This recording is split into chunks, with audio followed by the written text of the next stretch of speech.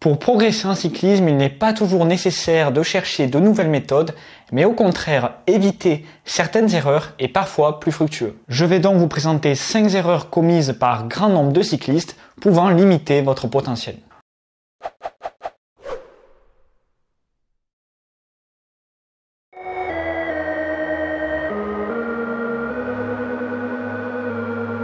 On va commencer par une erreur classique qui consiste à rouler la plupart du temps en zone 3. Le problème est donc de rouler trop fort quand il faut rouler à basse intensité et de rouler trop doucement lorsqu'il faut faire de la haute intensité. Pour comprendre cela, je vais commencer par vous expliquer ce que sont les domaines d'intensité. Il y a 3 domaines d'intensité principaux qui sont délimités par nos 2 seuils métaboliques. On retrouve en premier le domaine 1 qui est qualifié de domaine modéré, le domaine 2 qui est qualifié d'élevé et le domaine 3 qui est qualifié de domaine sévère. Les zones classiques d'intensité que vous utilisez s'imbriquent dans ce modèle avec la zone 1 et la zone 2 qui s'imbriquent dans le domaine 1, la zone 3 qui correspond au domaine 2, la zone 4 qui est à cheval entre le domaine 2 et le domaine 3 et la zone 5 qui appartient au domaine 3. Lorsqu'on pédale dans chaque domaine, on provoque une réaction physiologique et métabolique différente de notre organisme. Et la fatigue générée par chaque domaine d'intensité est également différente. Plus on se déplace à la droite du graphe et plus la fatigue générée sera importante. Et répartir son temps d'entraînement entre ces 3 domaines d'intensité est crucial pour progresser. L'ensemble de la littérature scientifique s'accorde pour dire que la grande majorité du temps d'entraînement doit être passé dans le domaine 1, avec au moins 80% du temps d'entraînement. Et la répartition du temps passé dans les domaines 2 et 3 dépendront d'autres facteurs, comme par exemple votre profil de coureur, la période de la saison et vos objectifs. Et l'erreur souvent commise est donc de s'entraîner la grande majorité du temps dans le domaine 2, à savoir dans la zone 3 classique. Non pas parce que la zone 3 est inutile, mais en y passant énormément de temps, on va délaisser les adaptations à aller chercher dans le domaine 1, et la fatigue générée étant bien plus importante dans le domaine 2, il est difficile de réaliser des intervalles de qualité par la suite à haute intensité. La solution est donc de se concentrer à passer le plus de temps possible dans le domaine 1 lors de vos sorties d'endurance et à contrôler le temps passé dans ce domaine 2 pour éviter qu'il soit majoritaire en termes de pourcentage sur votre entraînement global. Pour le reste, vous pouvez calibrer des intervalles afin d'accumuler du temps dans les domaines 2 et 3.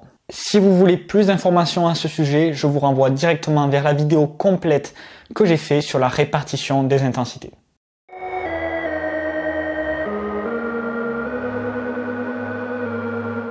Avant de passer à la deuxième erreur, j'ai une annonce à vous faire. En effet, la science du cyclisme évolue. Je vous annonce la sortie du site internet La Science du Cyclisme. Vous pourrez retrouver prochainement des articles de blog, des plans d'entraînement et des e-books, le tout pour vous permettre de vous améliorer en cyclisme en comprenant les dessous de l'entraînement. Et si vous souhaitez aller plus loin, vous pouvez également consulter nos offres de coaching et de consulting. L'équipe s'agrandit également, je ne serai plus le seul à travailler sur le projet. En m'associant avec Antoine, je le laisse se présenter. Bonjour, je suis Antoine Rouquette, je suis étudiant en sciences du sport et compétiteur en VTT cross-country et sur la route. Je suis ravi d'intégrer l'équipe afin de développer le projet. Pour ceux qui ne me connaissent pas, je suis Antoine Albouy, j'ai créé cette chaîne YouTube il y a maintenant 1 an dans le but de démocratiser l'approche scientifique de l'entraînement. Je suis également étudiant en sciences du sport et coureur en VTT XCO. Assez parlé, je vous laisse avec la suite de la vidéo. Bon visionnage.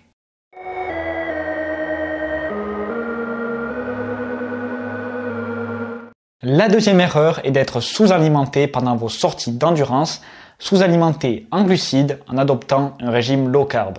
Beaucoup pensent qu'en se privant de glucides, on va majorer les effets des séances en habituant notre corps à puiser dans les lipides. À juste titre, car il semblerait que s'entraîner avec de faibles stocks de glycogène majorerait les effets des séances d'endurance. Cependant, lorsqu'on compare les effets d'un entraînement avec un régime low carb, soit une faible consommation de glucides, et un régime high carb avec une importante consommation de glucides, on s'aperçoit qu'il n'y a pas de différence significative entre ces 2 types de pratiques. Mais lorsqu'on observe la fatigue générée par ce 2 types d'entraînement, la différence est là bien importante. S'entraîner sans glucides augmente drastiquement la fatigue perçue et diminue grandement les performances à haute intensité. Alors même si les séances avec une faible consommation de glucides sembleraient majorer les effets de l'endurance, sur le long terme, ce n'est pas du tout une bonne stratégie. Il vaut mieux donc au contraire rehausser votre consommation en glucides sur vos sorties d'endurance. Vous finirez vos sorties avec bien moins de fatigue et serez capable de réaliser vos séances d'intensité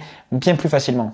Et il est important de s'alimenter dès la première heure d'entraînement. De plus, en s'habituant à consommer des glucides à l'entraînement, vous allez améliorer votre corps à assimiler ces derniers, ce qui vous permettra le jour de course de consommer plus de glucides, ce qui améliorera vos performances. J'ai moi-même commis cette erreur pendant longtemps et en rehaussant ma consommation de glucides pendant mes séances d'endurance, j'ai de suite ressenti les bénéfices. En effet, cela m'a permis d'encaisser un volume d'entraînement plus important, ce qui m'a permis une meilleure progression que ce que m'aurait permis un entraînement en low carb.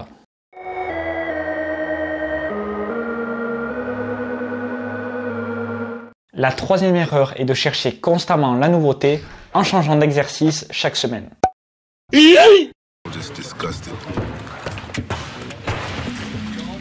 Quand je parle d'exercice, je parle d'intervalle. Le problème de chercher de la nouveauté, c'est que vous n'avez aucun contrôle sur votre entraînement et votre progression. Alors qu'en partant d'un exercice simple, comme 5 x 5 minutes à 500 watts, simple dans sa structure bien sûr, vous pouvez construire dessus en augmentant la puissance ou la durée des intervalles de semaine en semaine en fonction de vos objectifs. Même si je sais que certains trouvent ça monotone de répéter constamment les mêmes séances, au final, je trouve ça plus motivant car vous pouvez observer des progrès de semaine en semaine. Alors qu'en cherchant constamment de la nouveauté, vous n'avez aucun contrôle sur votre progression, encore plus si vous suivez les séances Zwift.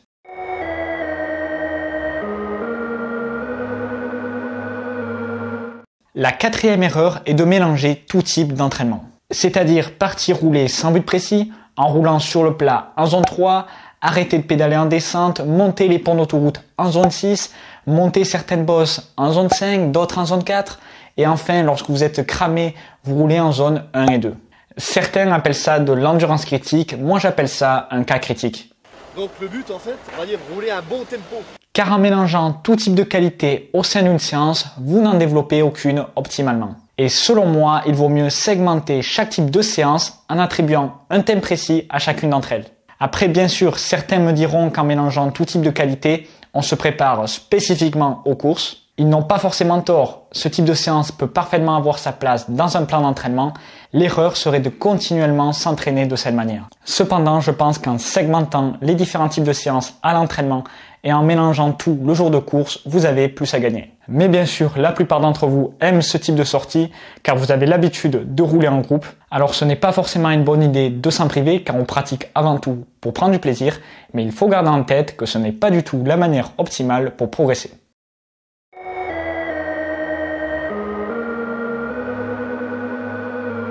Erreur numéro 5, le manque de patience. La qualité essentielle que tout cycliste devrait absolument avoir, c'est la patience. Car sans patience, on ne va nulle part. Il n'y a aucun raccourci pour atteindre le niveau souhaité. Pour atteindre ce niveau, il faut engranger des heures de vélo dans les différentes zones d'intensité pour engendrer les adaptations souhaitées. Et ce temps-là n'est pas compressible. Au final, ce sont les années de vélo et d'entraînement qui vont vous faire réellement évoluer, à condition d'adopter une vision long terme et suivre une logique de progressivité. Car si vous êtes frustré de vos performances actuelles et que vous vous mettez à doubler vos heures d'entraînement par 2, votre organisme ne sera pas prêt à encaisser ce nouveau volume et vous n'irez nulle part. Rien ne peut battre le temps. Alors le meilleur conseil serait d'être patient et d'adopter une vision long terme sur votre progression et d'augmenter petit à petit vos charges d'entraînement sans griller des étapes. Partez d'une charge d'entraînement que vous maîtrisez bien, construisez dessus et le temps se chargera du reste. J'espère que vous avez bien cerné l'ensemble de ces erreurs et que vous allez essayer de les éviter dans le futur pour favoriser votre progression. N'hésitez pas à réagir en commentaire en posant toutes vos questions et à vous abonner. Et si la vidéo vous a plu, n'hésitez pas à la rétribuer d'un pouce bleu. C'était Antonin Albouy pour la science du cyclisme.